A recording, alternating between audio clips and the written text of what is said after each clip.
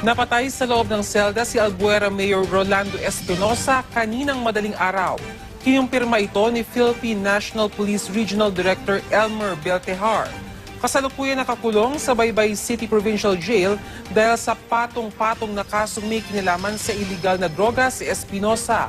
Ayon kay Beltehar, nangyari ang insidente habang naghahain ng search warrant kay Espinosa ang ilang tauhan ng Criminal Investigation and Detection Group o CIDG. Ito'y para umano sa paglabag sa Republic Act 10591 o Illegal Possession of Firearms. Nilinaw ni Beltehar na wala raw koordinasyon sa PNP Region 8 ang CIDG nang mangyari ang insidente. Bukod kay Espinosa, naghahangi ng warrant sa isang Raul Yap sa Baybay City Provincial Jail ang CIDG. Patuloy namang inaalam ng mga otoridad ang iba pang detalye sa nangyari kay Espinosa. Si Rolando Espinosa ay ang ama ng umano'y drug lord na si Kerwin Espinosa na naaresto naman sa Abu Dhabi noong isang buwan. Magandang umaga sa Action News Alert. Nanlaban umano si Albuera Mayor Rolando Espinosa sa mga pulis kaya ito nabaril at napatay sa kanyang selda sa Baybay Provincial Jail sa Leyte. Sa report ng CIDG Region 8, lumalabas na nagsilbi sila ng search warrant sa nasabing kulungan kung saan nakapiit si Espinosa dahil umano sa illegal possession of firearms. Isang Raul Yap naman ang sinilbihan din ng search warrant dahil din naman sa illegal na droga. Pero nauwi raw sa enkwentro ang operasyon. Dahilan para mapatay sina Espinosa at Yap. Iniimbestigahan ng SOCO ang crime scene. Speak with the CIDG-8 Regional Chief Marvin Marcos. Good morning, sir. Thank you for taking our call. Magandang umaga sa mga nanonood ng CNN Philippines. Sir Marvin, ano po ba at ang nangyari kaninang umaga dyan sa Baybay City Provincial Jail? Ano po nangyari? Bakit po napatay itong si Mayor Espinosa and the other inmate, si Raul Yap? Good morning. Ganito po nangyari niyan. Kahapon po ng hapon, I was informed by my provincial officer in the person of Chief Inspector Leo Laraga. Siya po yung provincial officer ng Leyte. Jurisdiction na po niyo itong Baybay Leyte, in which kung saan po nakakulong si Mayor Espinosa. Ngayon, mayroon po kasing informante na volunteer informant na pumunta po sa provincial officer natin at voluntaryong nagbigay ng impormasyon pertaining sa transaction sa droga. Dito nga, ang suspect dito sa transaction ng droga, itong si Raul Yap. Ngayon, base sa accounts ng informante, bumisita siya sa Baybay sa provincial jail in which nakausap niya personally si Raul Yap para doon nga sa transaksyon ng droga. Pero bago siya aaprubahan ni Raul Yap ng marilisan siya ng drugs, kailangan daw ng approval ito ng bossing niya. Ngayon, hindi naman alam nung informante na yung papupuntahan pala sa kanyang bossing na sinasabi, si Mayor Espinosa. In which, nung pumunta siya sa selda, tinuro yung selda para puntahan niya, para hingin yung approval, kilala din naman niya yung mukha ni Mayor Espinosa dahil napakapanood naman daw siya ng TV. Doon niya na-find out o nakita personally na merong firearm doon sa loob ng selda. Ang sabi nga nung informante, caliber 45 daw. Ngayon, maliban sa pag-uusap ng provincial officer natin dito sa informante, binalidate din ito niya. Then, nag-decide po siya na kahapon ng hapon, pumunta po kay Judge Sabare para po applyan po ito ng search warrant, yung dalawang taong sinususpetahan. Ngayon, ang nagkandak po ng interview at ginawa pong deponent, ito pong informante natin. Hindi po nakialam ang mga pulis natin base doon sa interview, pagkandak ng interview ng judge para mapatunayan niya kung talaga nagsasabi ng totoo yung deponent, na eventually na-approve po yung search warrant dahil apply po ni Major Larga. Na-release po ito ng bandang hapon, tapos kasi po sa Samar po yung branch na sala po ni Judge Sabare, mga magagabi na po ito dumating ng Tacloban to inform me na approve na po nga yung dalawang search warrant. Then immediately nagkandak po ng briefing. So may 10 days naman po para i-serve natin yung search warrant, kaya lang nag-decide po kami na i-serve na kagad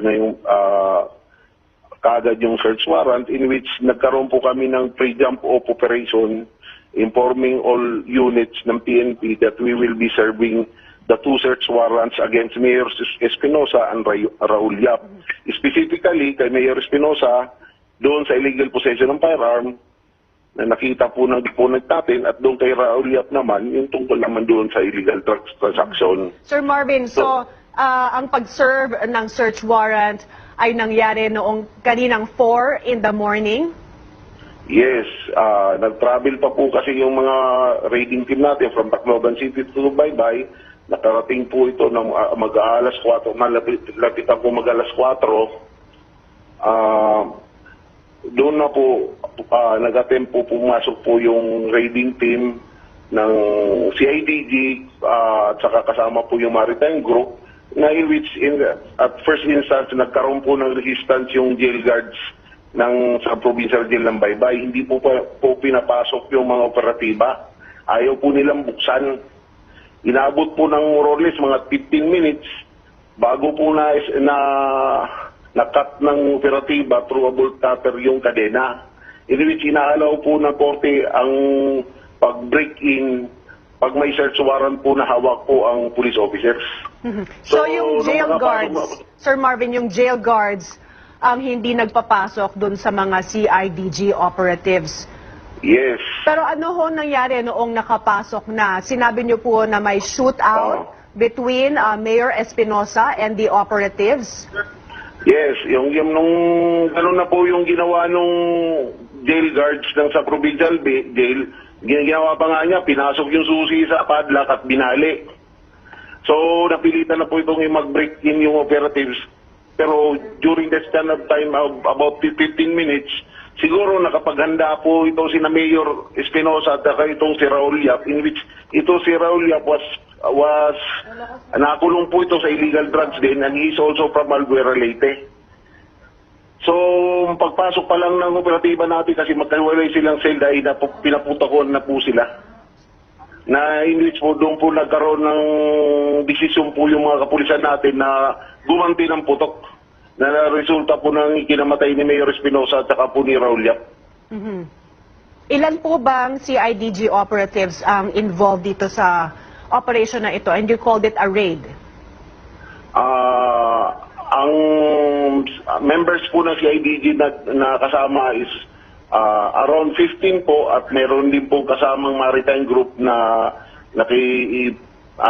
nag-request kami na i-join kami para madagdagan yung operatibang papasok sa provincial jail, kasi hindi po namin inaalintana yung kapasidad din ng mga jail na baka po mag-resist sa amin. Sir Marvin, bakit po kailangan ng search warrant samantalang nakakulong ang si Mayor Espinosa and yung isang inmate, si Raul Yap? At maaari ba silang imbestigahan or inspeksyonan kung may armas or droga while inside the jail cell? Nagkakaroon po ng pagkakataon na sa appreciation po ng isang huwis ay nag-a-approve po siya ng search warrant based sa account sa isang credible deponent pag mayroon pong krimen na nangyayari sa loob ng kahit isang facilities gaya ng isang jail. So you're saying, tulad po ng pagpapasok ng droga, yung pagpapasok ng baril, na minsan ito po dapat kasama sa iniimbestigahan, kasi minsan ito po itinutolerate po minsan ng mga membro ng jail facilities. You're saying, sir, yung informant na sinasabi nyo kanina, sinabi niya na nagtatago ng armas si Mayor Espinosa, and yung inmate po, si Raul Yap, ay nagtatago ng droga sa loob ng jail cell. Yes, meron siyang drug transactions, actually. So ano po ang estado ng investigasyon nyo dyan sa insidenteng nangyari? So far sa ngayon, at this moment, nandito na po yung soko natin. Ongoing po yung pag-process nila sa scene. Hindi pa po ito tapos. na-recover na po yung 2 baril, na yung isang baril, hawak po yun po yung ginamit ni Mayor Espinosa na pag titingnan mo siya para siyang caliber 45. Pero actually, pag nung ni-recover nila yung basyo, ito was a Super 38. Ngayon yung si Raul Yap naman, yung na-recover naman na baril doon sa kanya was a Colt Commander, caliber 45 naman. So ilang armas all in all ang na-recover nyo po? Hindi pa po kami ang nag-recover niyan, nasa Soco pa po, pinanunood lang po namin sila. 2 po, 2 pistol po. And did you recover drugs po inside the jail cell? Meron din pong drugs na na-recover, pero hindi ko pa po masabi yung quantity kasi hawak pa po ng Soco at ini-inventory pa po nila. Okay, thank you for taking our call. CIDG 8 Regional Chief Marvin